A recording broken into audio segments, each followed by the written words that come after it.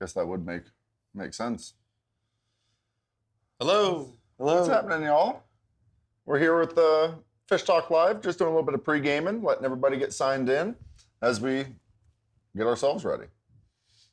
How'd everybody do this week? Any fishing? Anything? Not really. No. No, we caught some fish today. It was kind of slow, but last week was a lot better. Yeah, it happens. It goes from 80 degrees to 40 degrees in one day. And then back to 80. Sometimes that's just how it goes. It is. It is. Fishing can be a little bit tough on that aspect. Yeah, tomorrow and throughout probably the next month and a half should be pretty good. I'm hoping this was our last cold front. Yeah, that would be pushing nice. us. Start coming back to some Florida weather. Yeah. What do we have happening in April? I don't know. I think it was a tournament or something on the 4th. I think so. Yeah. Yeah. 8th. 8th? Oh, Don't 4th, show up 8th. on the 4th. Yeah, don't do that. We got the Florida Redfish Series on the 4th. I think we go St. Augustine in May or something like that. Very nice. We have some episodes in April of Fish Talk Live that I'm pretty excited to talk about. I like it. I like it. We are here just pre-gaming, by the way. Letting everybody get signed in. Say hello if you are on. Be a few minutes here. Go ahead and say hello. Hello, Bahio. So, like we talked about in the beginning, we're taking off next week. Yep. To go to Mario's Fish Talk, correct? Yes. Cedar River Seafood. Is that what it's called? 7 o'clock. 7 o'clock. She's got a Facebook page all about it and everything. So we'll be doing that next week on Tuesday. I'm sure we'll make a little post about that. That'd be a lot of fun. The Tuesday after that, we're talking with John or Jeff Carlson. What was his name? Mr. Carlson. Mr. Carlson. Jack. Jack Carlson. Bree messed me up earlier. He's the CEO of Sport Fishing. That's a big name. Big. Also the owner of Two Conks, I believe. Got some pretty cool episodes coming up. Yeah. Not that this isn't going to be a good one. Yeah, this is going to be a great one. And then we've got something the next week. What will we have the next week after the CEO of Sport Fishing? We have the winners of the Jacksonville tournament from the Florida Redfish Series. And then the week after that, we have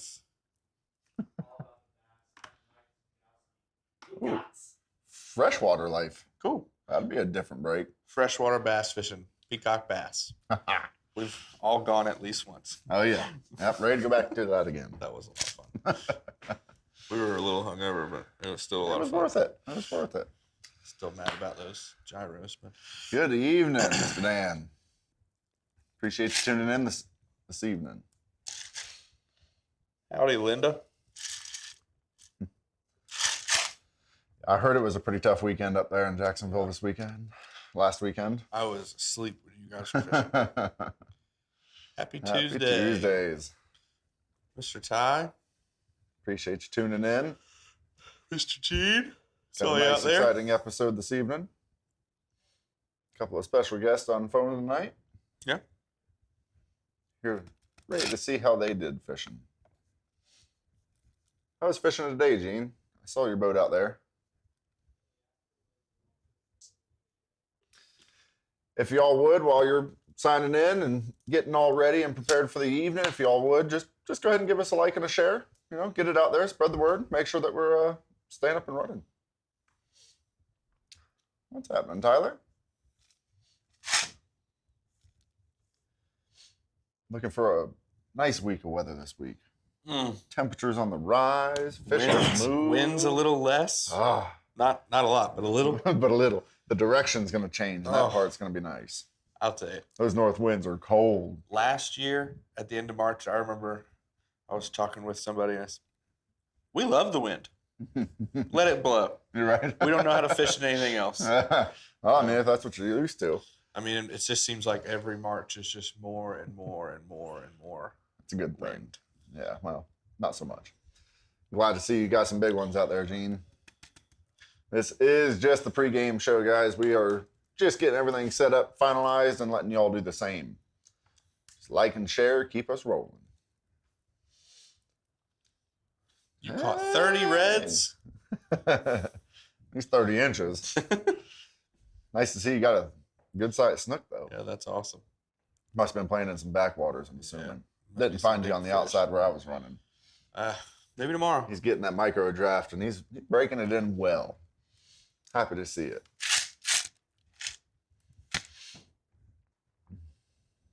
Give us just a few minutes, finish our little pregame. I'm almost done. Don't worry. He's hitting that bottom half, and that's rough, he said. Yeah. It's all He's on the low tide side. Did any of y'all go fishing this week? Seriously. Go ahead and put that up there on the screen. Tell us what you caught. Did anybody send us any good catch of the week photos? We know Gene's not the only one that caught fish. We know you didn't. That's for sure. Heard today was a good afternoon bite. Morning time was a little tough. Yeah. That's just part of dealing with it as the winds laid down and the temperatures rise, fish are on the move. Yeah. I think it was an incoming tide thing. I fished the outgoing tide in the mud boat. I was going to say, lack thereof tide. Yeah. As I know, playing on the airboat, There was no water, no tide. Pretty much running dry land, you could call it. I think we're going to go right into the intro, guys. Thanks very much. Beyond the woods, down the twists and the turns, through the marsh, lies the knowledge needed to fish the nature coast.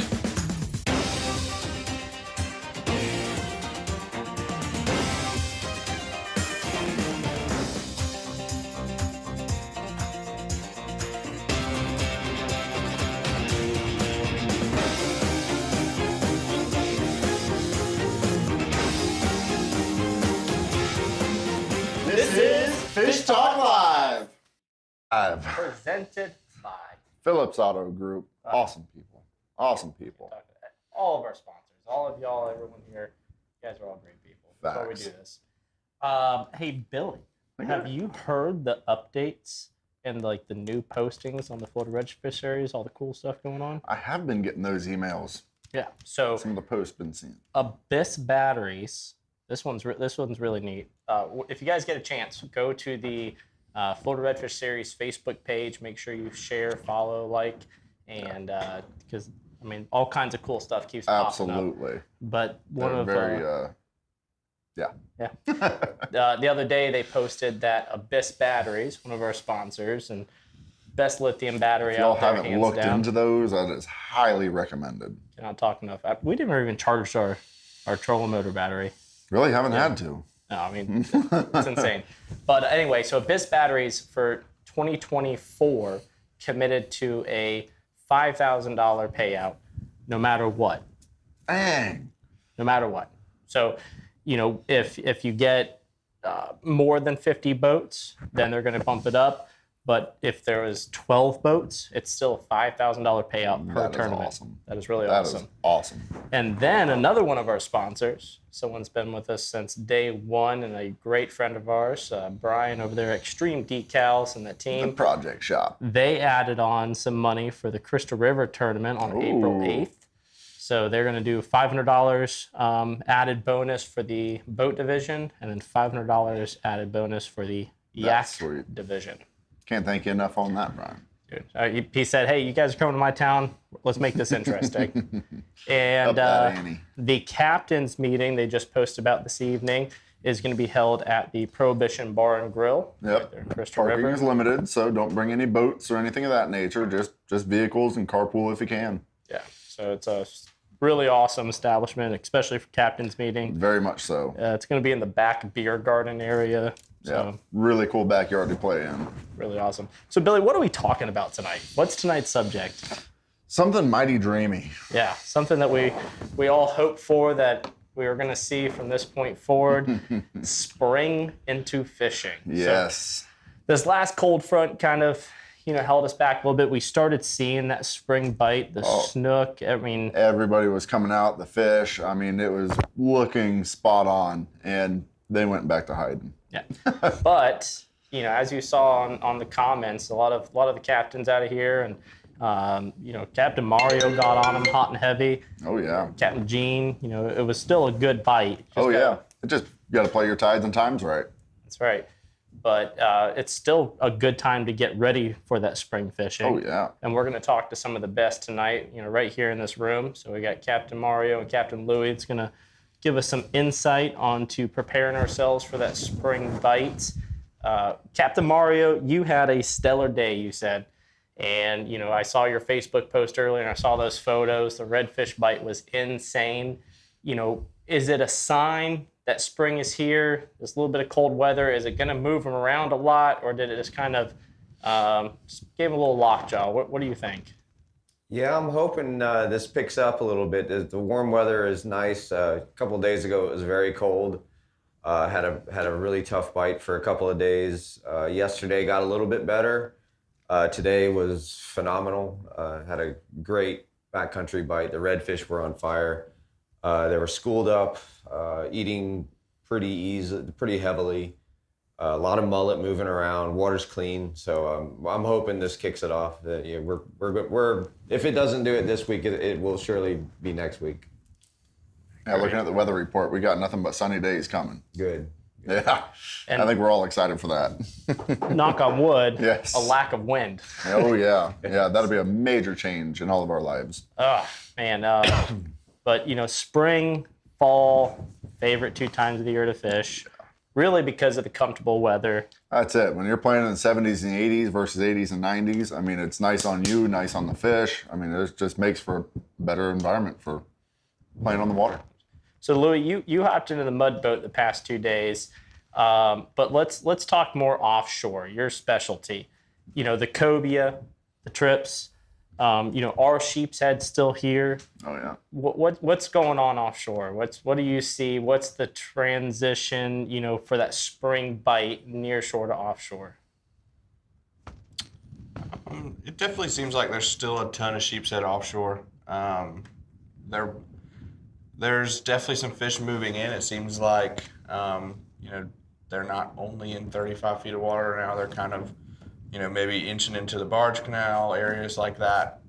You know, they're doing that springtime movement back into, I think all the fish go up there to Yankeetown. It seems like all those fish go to those oyster bars, and we see some of them, not the crazy majority like they do up there, but that seems like what those sheep's head are doing.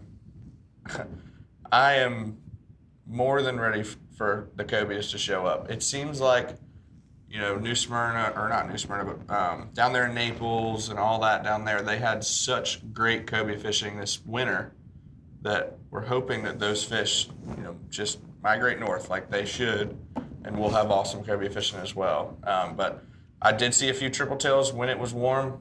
We're a little chilly now.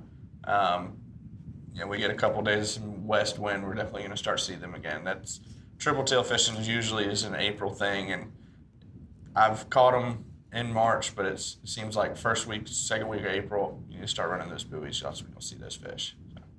Where do you think the triple tail go? You know, because a lot of the guides out of here was catching them.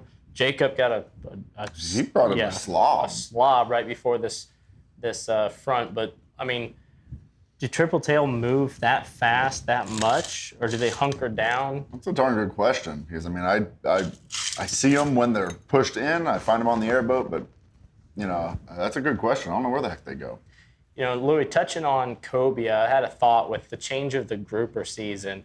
You know, not only is that going to enhance our fall grouper bite, Oh yeah. but cobia. You know, 10 out of 10 people really go out and target grouper starting in June.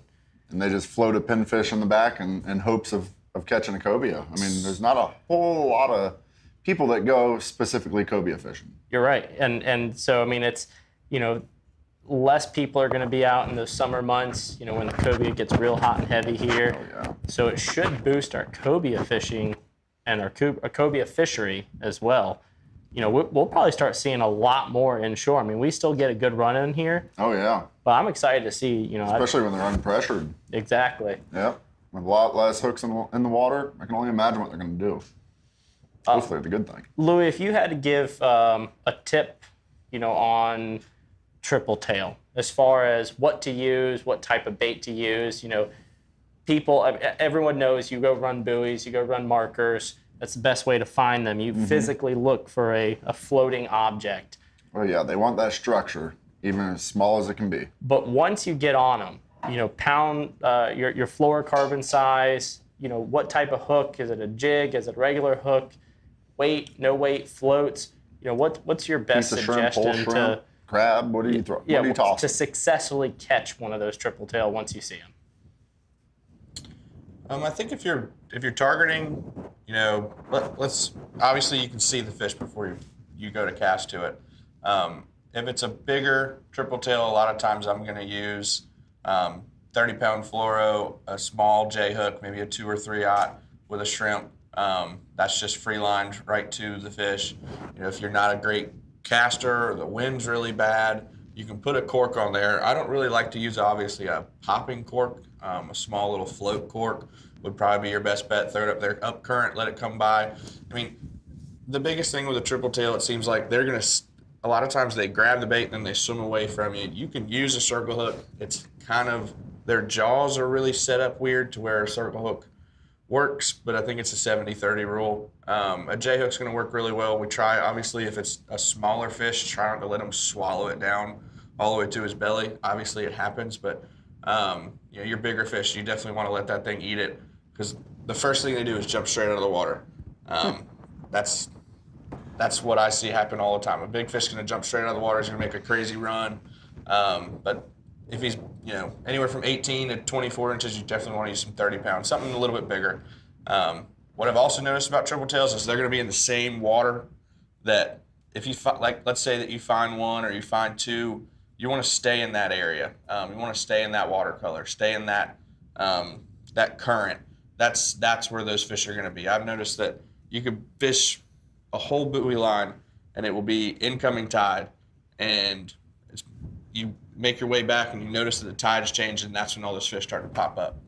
Something like that. You have to take notice when you're triple tail fishing for sure.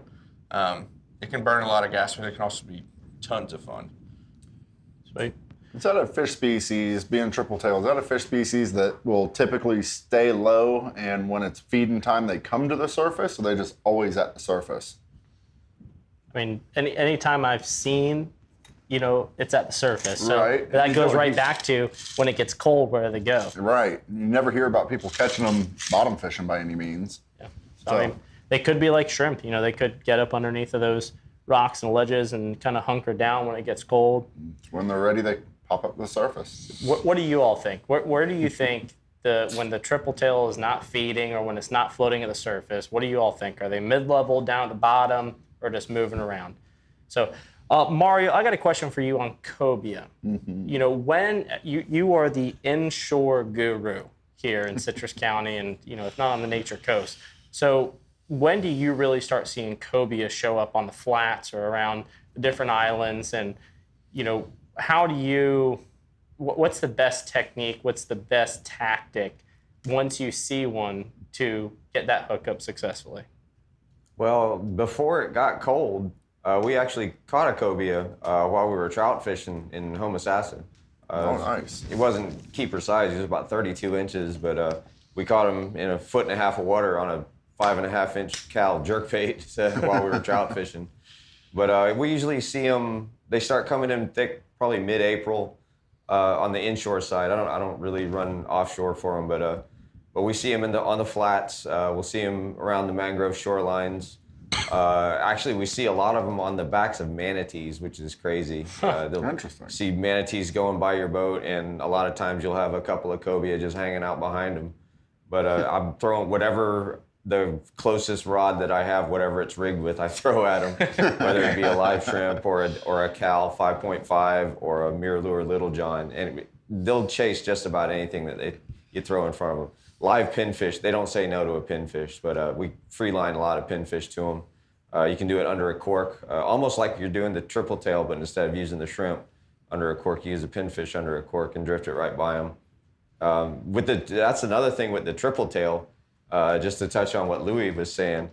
if you've ever floated a cork with a shrimp to a triple tail, and a lot of times they don't eat the shrimp and they'll bite the cork, which is crazy. Interesting. But anytime a fish comes up and bites a cork, it's a good opportunity to throw a topwater bait. Oh, that'd be And awesome. we have caught lots of triple tail on topwaters when they do that. When they come up and pop the cork instead of the bait, grab a topwater bait and throw at them. And a lot of times they'll eat the topwater. I can see that being very enjoyable. Oh, absolutely, yeah. That'd be a lot of fun. Well, awesome. Well, I'll tell you what, Billy, let's hit up a commercial. And Sounds then good. when we come back, we're going to talk to the winners of the Panama City tournament, or Panama City stop for the Florida Redfish Series of both the kayak and the boat division. Beautiful. So I'd like to hear their insight on fishing Panama. likewise. Definitely, actually, for sure. So we'll be right back. Phillips Chrysler Jeep Dodge Ram in Ocala has been serving North Central Florida since 1997. Family owned and operated, Phillips' knowledgeable sales staff will help you find the right vehicle for your needs. Join the Jeep Club, tow a boat in a new truck, or feel the power of Mopar performance. Come to Phillips Chrysler Jeep Dodge Ram in Ocala and get your dream ride, or visit us online at phillipscjdr.com today. Welcome back. We're going to have Brad Houndshell, I believe his last name is. He was the winner of the Panama City Redfish Tournament. Brad, can you hear me? I can. All right, great. Yeah, we don't have any audio problems today. Well, Perfect. So far. So tell me about how your day went. How did it start? Tell us what you went through, what went through your mind, and what you did for the day. Yeah, so that Panama City tournament for us was the ultimate team tournament. We actually were down a boat on Friday, and my partner actually had to drive to my house in Tallahassee to get my boat, to fish a backup boat. Oh, dang. And we went to our first spot on tournament morning. We were expecting a fog delay. We were actually hoping for a fog delay to give us a little more water. Didn't get it. Couldn't get into our first spot. Went to our second spot. No dice. Went to our third spot, and that's where the magic happened. But it was one of those days where we knew we were going to have to just keep bouncing around, and we did. About midday, we figured it out. There's days like that all the time down here. I'm telling you. You guys, what kind of baits were you guys using when you won the tournament? Talk to us about what you're using. And yeah, so it's kind of interesting. Yeah, so it's interesting that you guys are doing Aqua Dream, because we start every tournament with Aqua Dream spoons. We're not sponsored by them, but we believe in them. And I've got one I'm sitting here playing with, this pink one right here. That's my go-to first thing in the morning. Wasn't the deal that day. We ended up throwing Z-Man diesel minnows in white and the pearl with blue glimmer. And once we figured out what the fish were wanting to do, if we could get one of those in front of them without spooking the school, we were good to go. We were fishing school fish in really shallow water, very clean water. And so we had to basically power pull down and just sit, let the fish come to us, and make good casts. And we made 2 good casts, and that's all it took. Good deal. Was the fish kind of spooky? Extremely spooky. And the areas that we'd like to fish over there are not areas that a lot of people would think to fish. And there's just a lot of things going on. I won't say any more than that, but you have to be very, very patient. Yeah, I hear you. So, Mario, I have a quick question for Brad. Go for it. So the one thing, Brad, that really threw me for a loop there, first time ever there, was the tides. There was none. Yep. It was bare minimum. Correct. So something that I feel like I learned, the pre-fishing was tough because of all that wind. But the day before, I want to say it really settled down to where we could actually start seeing fish. We feel like we found 3 good schools. The following day, nothing. I mean, but my thought process is with that real shallow or with that clear water, especially where we're fishing, and the lack of tides, those fish have to just move day by day. I mean, are they ever consistent, or because of the lack of tides, do they just move nonstop? So we've been trying to figure this out. So Michael, my partner, who's not able to be on tonight, he's a full-time guide in Panama City, which I feel really helps us over there. And he has not been able to quite figure that out either. It seems to us like when there's some sort of a change in the weather, whether it's wind, really low tide, or temperature change, we feel like those fish dump out, because that intercoastal waterway runs right through there. We feel like those fish dump out to a little bit deeper water. and they don't necessarily come back up where they dumped in at. And so we feel like those fish may not move a long ways, but there's a lot more water over there than people realize. And trying to figure out where those fish come up, we haven't figured it out, to answer your question. But we do think they dump into that intercoastal and move a little bit. I could see that. It was a really cool fishery, and this even like the neck, Port St. Joe, beautiful, stunning area. We went as far south pre-fishing in what's the big town south of there to fish? Apalachicola. Yes, and they were dredging. Yep. I guess they've been dredging, so the water was absolutely filthy, dirty. So we spent 15, 20 minutes there, and it was the day before. So we're like, there's no way, we're going to figure this out. So that whole area, and the farthest north that we've ever fished was Panacea. But, a lot of people think of Panama City and think of the beach. Yeah, beach or, the industrial town, the paper mills. There was an awesome smell throughout that week. Really enjoyed that. But it really is cool once you get out on the water, especially. So, all right, Mario. So those are my questions. Okay, good deal. Thank you. The tactics and stuff change with, we'll just say, the conditions that you were served up here. I know on a clear condition you would do one thing, and you said you had really low water. What different things did you do to kind of make up for not having as much water? What kind, like different baits you threw or the speed you used? Yeah, once we realized where those fish were going to be, it was really hard to get to them. And we fished out of Michael's Mayak 25, which is not a super deep drafting boat, but it drafts a little more than mine, I think. And so it was hard to get to them. And we realized that we were going to spook them with the trolling motor. You're bumping bottom, you're making noise. So once, like I said, we power pulled down and we could see where they were and kind of wanted to be. So we just tried to let the wind blow us as quietly as we could to cut them off from where they wanted to be. And when they'd come through, we ended up catching them on the diesel minnows, the Z-Man diesel minnows, but we were bouncing them off the bottom like you would a gulp or a TRD or anything else. Little John, just something in front of them, just slowly bouncing it off the bottom, just so they'd see it without spooking them. All right, slow and low, I guess you call it, especially when the water's dirty. Yeah, I got you. Well, how about make a little shout out to all your sponsors? I know that you couldn't do anything without them. Talk to us about some of your sponsors. Yeah. So our biggest sponsor is TH Marine. They've historically been in the kind of the freshwater world. They're really trying to make a push into the inshore world, trying to expand and get some more anglers. And, Michael is, I think, probably one of their largest saltwater guys. And so they do a lot for us, whether it's products or, just different support that they give us. They're great. And we could not do this without TH Marine. And the other company we absolutely couldn't do this out. There's actually about 5. But Z-Man, you can see the wall behind me. That's all Z-Man baits. That's my back stock there. Well, I got winter, I got Louisiana baits, and I got Florida baits. We're getting ready to jump into Louisiana for a couple tournaments. I got my Louisiana stuff coming. But Mercury Marine, they've been great to me for the last 5 or 6 years. Michael used to run Yamaha. He's now running Mercury as well. Power pole, what can you say without power poles? If you're going to get somewhere and wait on fish, you got to be able to stick it and wait.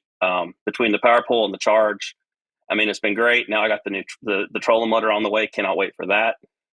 So those are the companies that really, really help us out. But TH Marine is definitely far and away the one that we really rely on the most. Good deal. Well, I appreciate you spending some time with us, Brad. And congratulations on the big win. I appreciate it, man. Thank you. All right. Thank you. All right. We're going to now Matthew Paredes, I would assume his last name is. You won the kayak division in the same tournament down in Panama City Beach, correct? Yep. All right, good deal. Well, I'm going to ask you about the same stuff I asked Brad. How your day went, how it started, what you were thinking when you started the tournament, and if you had to change anything you would normally do. How did your day go? How did it start, and how did it go through? Day started, I think, like everybody else. A lot of fog, low amounts of water where we launched from. But it was very similar to the day before. We used the same launch that had some good luck the day before as well. I had pre-fished as much as I could between my job and the travel. We found some places not to go within our boundaries, and we decided to stick to this one. Water came in slowly, and I started the day off probably 5th cast in and made a huge connection on top water, and I was like, oh man, got one already, and right then just popped right off, and had to wait a little bit longer for that one, but definitely got me fired up on tournament day. But yeah, kept on at it. Used the same patterns that I used the day before. Caught really good fish the day before. And to be absolutely honest with you, I caught everything on top water tournament day. Everything was on top water. That's pretty Wouldn't good. hit anything else. The day before, I was hitting on inline spinner from Aqua Dream. I threw some Miridines, and they were hitting that. I got really good sizes the day before too. Not small fish, but all in the exact same spots. Literally, my markers on my plotter is where I caught them. Good deal, good deal. Now, since you're in a kayak, it's a little bit different than fishing from a boat. When you commit to a spot, you're pretty much, you have to be there. Now, in this tournament, how far did you have to travel from start to finish with the day? Like, just say in mile wise, how long did you have to travel? I want to say my plotter put me like right at like just under 9 total pedaled miles. Nice. My gosh, that's So Mario, cool thing Good about hike. the kayak division is, to tell you, one, you don't have to launch from where all the boaters are launching. They give you like a radius and north and south boundary. Right. But the really cool thing to tell you the level of these guys and their experience too is that it's not your typical redfish photo catch and release. It still has to be within slot. right. So, I mean, if you catch a 28-inch redfish, it's a heartbreaker for Yeah. these guys, more so you than can be for done. the boater division. Completely done. Yes. So I mean, that was what, I noticed about Matt and the whole crew that they all fish together is that they've learned, where to actually track down the slot fish needed to win these tournaments. Mm-hmm. It's a great group of guys and always fun to hang out with, but that was my 2 cents on it. I couldn't imagine pedaling or paddling, whatever you do for 9 miles. I just couldn't imagine. I'd be so sore at the end of the day. Yeah, that's More incredible. power to you. For the kayak guys, I my hat's off to you guys for sure, because there's no way I could do it. Yeah. Yeah, I went up to Bassy Creek yesterday and pulled through the mud on that low tide, which was the dumbest thing I've done in a while. But to get no fish and be blown around by the north wind, it was super fun. Right, I hear you. Well, what kind of baits were you using, and what kind of tell us on how you were actually fishing those baits? Yozuri topwater. Gonna keep the color to myself. But, Oh, come on. That was the talk of the tournament. Seriously, I saw those guys offering $100 bills to tell them. Really? yeah. It's an old batch thing that I used to do, and I just went with it. Super, super slow topwater. We're talking about, I don't know if you ever work a holobodic frog through pads, but we're talking about that level of speed. Creeping. Oh, wow. And saw 2 of them. 2 of them hit. A big one I did not see. I won't lie. He was just where I thought it would be, or she was just right where I thought she would be, and she hit. We took off, and that's what I needed for that day. But nothing but the topwater. They didn't want anything but the topwater. I threw everything else as well, trying to get more and trying to get that kicker. I ended up with I think she was a 26.75 with a 24.5 kicker. And I wanted a little bit more because I knew some other people were going to be close. If I was finding them. Yeah. Well, good deal. Well, congratulations on the win, Matt. And take a little time to shout out to some of your sponsors. I know you can't do it without them. So give us a little shout out to the sponsors. First and foremost, my wife Jennifer. She's my biggest sponsor. Without her, I wouldn't be able to go anywhere. Harry Smith Outdoors up in Tallahassee. If you need some kayaks or get a trip there. I've also got North Florida Aquatic Adventures out at Shell Point. Need a place to stay or have a small group and want to go on a trip, Scott's great. And then I want to thank my team, Big Bender's Kayak team. All right, good deal. Well, like I said, congratulations to you, and hopefully we'll be able to talk to you again, maybe in the next tournament. Yep. See you, Matt. Looking forward to the next one, man. Yeah, man. All right, so that was Captain Mario on the Ayinde Matthews State Farm casting couch. Now, that is one thing I'd like to point out, that when we're doing all these traveling for these tournaments, the only better insurance than insurance itself is a great insurance guy. So Ayinde Matthews is your go-to for that scenario. Hit him up. He does it all, marine, from vehicles to houses and everything. And plus, he supports the guys in these different fishing shows like us. So. All right, so we are going to go to the Extreme Decalz Catch of the Week next with Captain Billy. What's happening, y'all? Curious to see what y'all brought in today. See a very nice snook. I don't know who client of Carlos's. Man, he got into some very nice snook. Carlos Gorgeous catches fish? Yeah. Very, holy smokes, Gene. Y'all put on some weight with that snook. Very nice. That new micro draft you got is sweet. Oh, yeah. He's enjoying the heck out of that micro draft, putting in some gorgeous fish. I mean, that's a stunning red.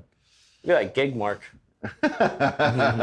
Did you net that one? Stick it? Catch it? Very nice. Captain Jacob with a stunning redfish playing in the backcountry. The day before the tournament. That was before the tournament? Man, that wasn't, Oh, that's true heartbreak. We were having fun with them with those. Remember those hookless topwaters that we had set up? Yeah. We were having so much fun watching them pop them out of the water and stuff. That's awesome. Yeah, I'm going to go drink another beer. Make you feel better about that. It's nice to see everybody catching some snook. And starting to see some more out there. Very nice, James. Appreciate you sending that in. Miss Jessica always bringing in a nice dark red. Playing in some backcountry side there. That is not what you're going to find in crystal clear waters. Good catch. Captain Lewis. That is Jason Anderson. Man, double big header. Hunter is getting. That is beautiful. Very nice fish, fellas. Very nice. Monstrous black drum. Where was that at, That's Mario? a manatee, Billy. Oh, it was in the water. It was in the water, he says. Good find. In the Great White Heck North. of a catch. Get the full length on that one. Very nice black drum. Captain Matt Kleckner. Captain Matt putting it on. Must have been a good Fish Creek day. Very nice, Matt. Glad to see you guys getting out there and catching some fish. Gorgeous redfish to be brought in. Very nice. That one looks like it was caught a little closer to the outside. That color got a little lighter. Playing in some clear waters. Glad to see it. Very nice fish. Double header. That was on Teddy's boat? Captain Teddy? Man, I didn't know he actually knew where to put the fish on. The old mullet man himself. Very nice trout on Teddy's boat. Very nice trout. Ah, surprise for me.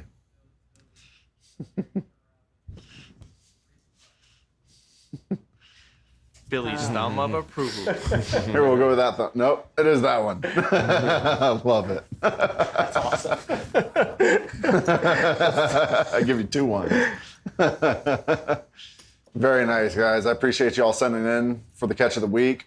It is a very nice thing to see. I want to see more of it. If you all could, get out there, do some fishing, and we'll be right back after this commercial.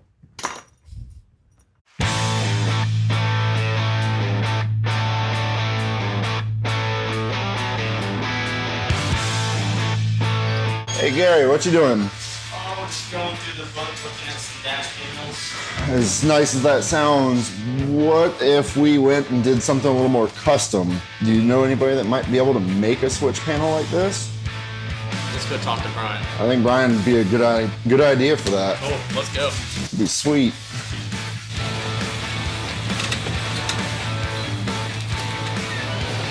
Oh, Brian. Hey, man. What's up, brother? I got a cardboard cutout. Can you make it into something for me? Absolutely. Let's do it. All right.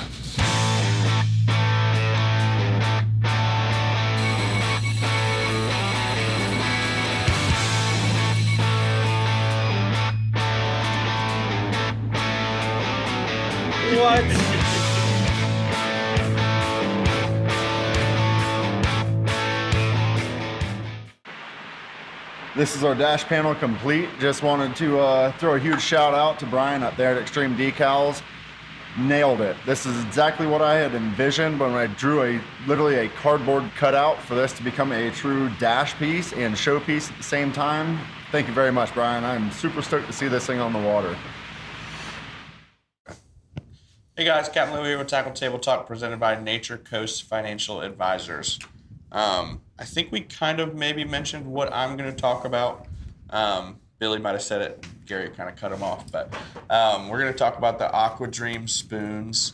Something that's really cool. They were made by a guide who found that the spoons that he was using for years just weren't doing it for him. You can kind of... I think Sean might pull up the website. You can see... These are, I don't know if I said it, these are Aqua Dream spoons. This is aquadreamliving.com. So this is their website. This is Mr. Mike Hakala. Captain Mike Hakala. Sorry, Captain Mike Hakala. He developed and first made these spoons in his tackle store, which was J.B. Hakala's. I hope we're pronouncing that right. I think it's J.B. Hakala's. Yeah. Hakala. Hakala? I might say it a couple times Hakala's. more. J.B. Hakala's. But obviously there's been a Johnson spoon out for a million years. He wasn't happy with not necessarily the Johnson, but the spoons that were out. You found that fish were smacking into these lures. Maybe they weren't getting hooked. I think Sean actually has a cool video of what happens to fish when they get close to these lures. Obviously, you're kind of working them real slow, and if you can see in this video, the fish is actually hooked outside the mouth itself. It's hooked against his head. That's because this hook has such a big gap in it compared to other companies, spoon companies. It's also pushed back a whole lot further, giving you so much more gap for those fish to actually get the hook themselves. And it's a little bit offset. You're not going to find a lot of spoon companies that have an offset. You know, we're not saying this thing's majorly offset, but it's definitely slightly offset. Nice little weed guard, crazy colors, really cool designs as far as they've got the mullet that was just seen there. We've got pinfish, sardine, the blue crab, which is Billy's favorite.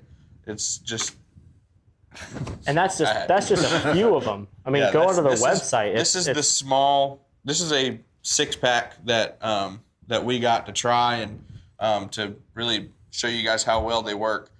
They've got, pinks and greens and yellows and golds and ones with eyes and ones without eyes and spinner baits and all kinds of stuff. The cool part about this company, Mike, he developed all this back in 93, I think it was. Is that correct? Yeah, 93. Maybe sold out in 2008 to start or to focus on his guiding career, and he noticed that whoever he sold the company to wasn't doing it the right way. They went out of the country. That company failed, so he started this Aqua Dream company in 2009. It's really blown up since then. Obviously, you see him all over all the TV shows. Really good way to cover a whole lot of water. I've used them sometimes. Obviously, what do fish eat? Fish eat fish. But these have fish printed right on them, so they're pretty much the same thing.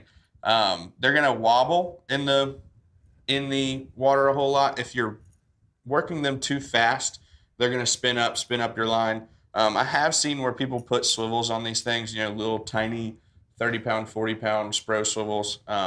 That way, if you really got to move it fast, you feel like that's what you have to do, that's going to work really well. Mario and I were talking about it earlier. He likes them because they don't throw as much of a vibration through the water as, like, let's say a regular old gold spoon. Because of our clear water, you don't really want that crazy vibration. That's why we don't ever really see a chatterbait working really well in Crystal River. because of that super clear water. Obviously, yes, it was going to work in the dirtier stuff back in the back, but for where most of our fish are going to be in the springtime, this kind of lure that doesn't throw off a crazy vibration is going to be a lot better. You're going to get a lot more reaction strikes out of it instead of that crazy bite that comes from 30 feet away. But other than that, I think I got the fact that the tackle store that he used was JB Hikala's in there. And if you guys want to, you can come down here and check these spoons out. Put them in your hand. I think we're going to start selling them downstairs, correct? Yep. Obviously, they come in single packs. They come in six packs? Was it 6 packs? Mm-hmm. Yep. So we're going to be selling them in 6 packs. We're going to be selling them in regular single packs. Super affordable when you buy in bulk, it seems like. So don't be afraid to come down here, check out, buy yourself a box. This next, 2 months of fishing is really going to work. You're going to have to spread out a whole lot more. You're going to have to power fish, and this is a really good way to do that. You can work a whole lot more water with these spoons. You can move a lot faster, find those fish. And then you can obviously set up them onto them, throw bait, throw these spoons some more, something like that. But I think that unless you have anything. No, I mean, really, to be honest, it's the first time I've used these. He sent these 6 here as a demo for us, and obviously to talk about on the show. I'm sold on them. I'll never use another spoon again. The offset hook, like Louis was talking about, to me was everything. There's nothing more frustrating when you can feel that redfish, as we saw in that video, headbutt the spoon, because it's more of a territory thing. But with the offset hook, you get a better chance at actually, hooking the fish. So huge on that. And Louis was saying about working that spoon nice and slow. Rick Murphy actually was the one that taught me how to work a spoon. I would never use a spoon, before that time. And he said, here, try throwing this. And I started reeling it too fast and jigging it and everything. He said, no, just literally picture it waving off the bottom and just kind of dusting the bottom. And ever since then, I'm sold on spoons, and especially the Aqua Dream spoons. And Louis, that is actually the set that we're going to be giving away tonight too. That right there, we're going to be giving away those Pack of 6. Pack of 6, yeah. So Louis, don't eat it. Sean requested that. Check out their website. Check out the history on it. Louis touched a little bit. There's some really cool history on that. And he when he sold the company, I guess the company that bought it started making them in Mexico instead of U.S. And the detail, everything just kind of went down, and he couldn't see his baby like that happen. So he bought it back, and they are where they are now. So I tell you what, Louis, that being said, do you want to go ahead and ask the secret question for the Extreme Decalz Hydro Deck Reel of Fortune? Sure. Oh, yeah. First, you guys must share this live feed. So we're going to start actually checking this, by the way, Louis. So if you win, just do us a favor, send a screenshot of your share of this live feed, just so we don't have to go back and dig into all your personal business. Louis, ask the question. You caught me. All right. Why did you swallow the lure, Louis? Sean said don't eat it. I said they're really good. What was the name? This is the question. What was the name of Captain Mike's tackle store that he first sold these spoons at? These Aqua Dream spoons. What was the name of the tackle store? Ooh, I know it. What was the name of the bait store, the tackle shop, the store that you get tackle at? And the first part of the name is important. The second part of the name is very important, but you don't have to get the spelling exact. Just FYI. Phonetically spell it. Yes. As long as it sounds right, we'll go with it. If you have to clap it out, clap it out. Yeah. All right, well, while you all are hopefully taking that over, we're going to go to a Bahio commercial. Sean, do I have time to say something before Bahio or after? Before? All right. So we had an angler. He's a tournament angler come into the store today. He bought his first pair of Bahios 1 year ago today, or close to today. And he came into the, hey, Sean. Oh, that's all right. So he came into, he messaged us on Facebook, said, hey, you know, coming through the shop to do some pre-fishing for the Chris River stop for the Florida Redfish Series. And Alex asked, he said, you know, I cracked my glasses.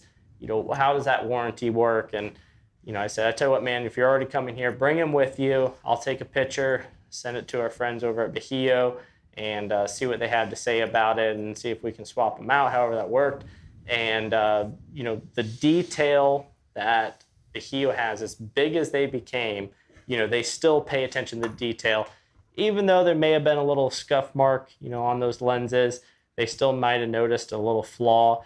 And without even hesitation, you know, they took care of them.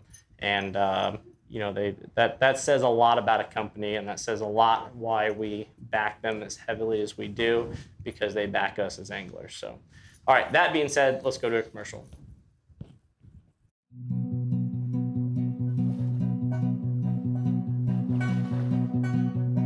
Vagabond dreaming takes me through the night. Sipping whiskey by the river, living out of sight. 100 miles an hour in the fast lane. 100 miles an hour toward the light.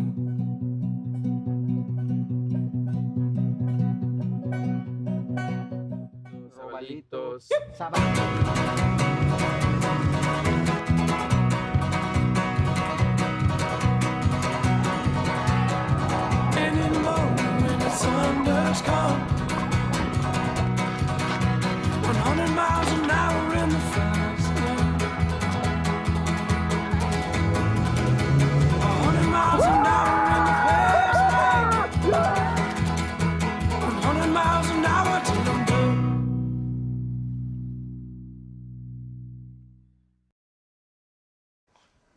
And we're here. We're back. The Hydro Deck Extreme Decalz Reel of Fortune. So, well, that's an old. Well, not an old one. I mean, they have so many different brands and stuff. But so, Louis, how does the Reel of Fortune work? So I think we're still waiting on. Well, how it works is it spins on a central axis, and wherever it lands, according to the reel, is who wins, and we pair people up according to species. So you're saying the first 6 people to answer the question correctly gets associated with a character here. Yes. Got it. Okay. Then we spin it. Now, something I just noticed, this is an actual fishing reel. Yeah, this is the spool or the drag thing. Huh. How do you, what is that, Mario? It's a pen. Looks like it. Yeah, it definitely is. Yeah. All right. Well, that's pretty cool. So do we have all 6 yet there, Sean? We still waiting on them? It was the easy one. No. We do not have all 6. Maybe y'all should have went to the website I told you to go to. Or, I mean, you gave a very, very, very blunt hint at the end. Yeah, like every time. Yeah, you're like, again, this was the name of his store. So, man, I hate when people don't get them so fast. I know. I felt like that was a pretty easy one. Yeah. I don't know. We've had some where I'm like, I don't even know the answer to that. How many more we got, Sean? 2 more. If you all can just get the first 2 initials right. What's wrong, Bray?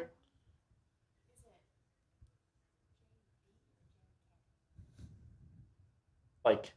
Okay, we got it. All right, there we go. Woo. All 6. JB Hakala's Hakala. Captain, the Spoon Master. We need Let's to just call call him him that. and just figure out how to pronounce his last name. The Spoon Master. Because when me and Carter win in a week or 2, we're going to use those baits. We're going to have to ask him. Tell him. And Mike, no offense, but if you're watching right now, I'm still trying to get Louis' last name right. Like, I don't know if y'all noticed, but I won't say his last name because I've gotten it stuck in my head after joking around. Yeah. And now I get myself nervous. So, Captain Mike, you make a hell of a spoon. That's what matters there. That's for sure.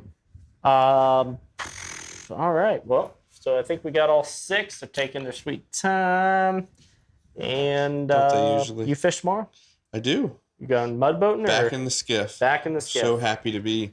We finally have some calm winds, they say. Some good tide, they say.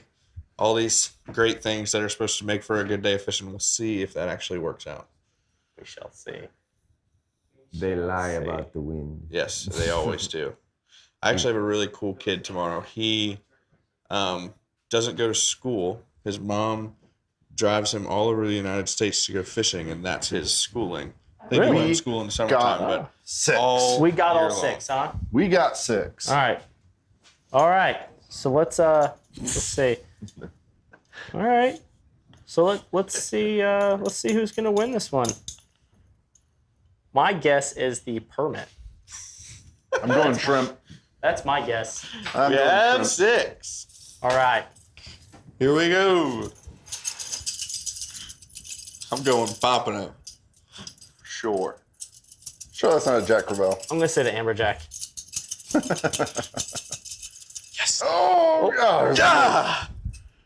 All right. Well, what happens there? Is that a real name? I can't read the name, so we're just gonna spit Is that again. a real name or Jesus? We're gonna spin again.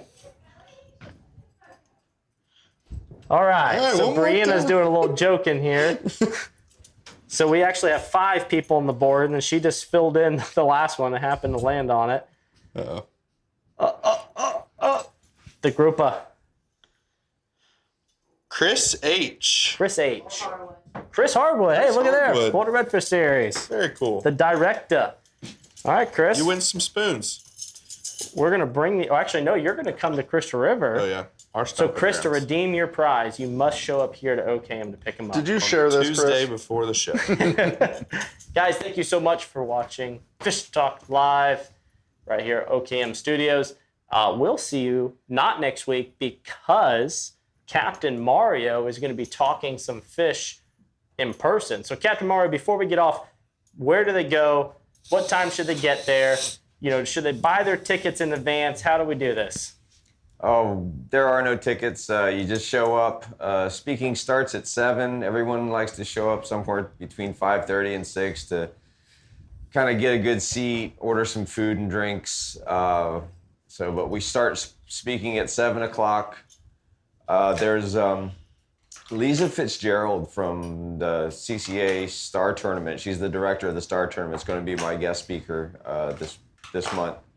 But yeah, show up a little bit early. Cedar River Seafood in Crystal River, right there on 19. You can go to my Facebook page and get the address or whatnot if you don't know where it's at. But just show up there sometime before 7.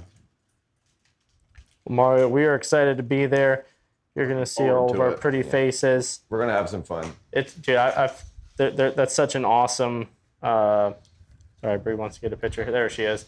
That's such an awesome thing you put on there, and it's real interactive. And so make sure y'all get there. Cedar River Seafood, right off US 19, which is formerly the Riviera. The Riviera. Ah. Yeah. Golden Check Corrals. it out. Yeah. And we will not be on next Tuesday because we will be there with Captain Mario live, supporting him and learning a bunch of fishing techniques. But you will see us the first Tuesday back in April, where we are talking to a absolute legend, the one and only Captain Jack Carlson. And we have a special Tackle Table Talk presentation that evening as well. Do not miss it. Guys, thank you so much, and we'll see you all soon.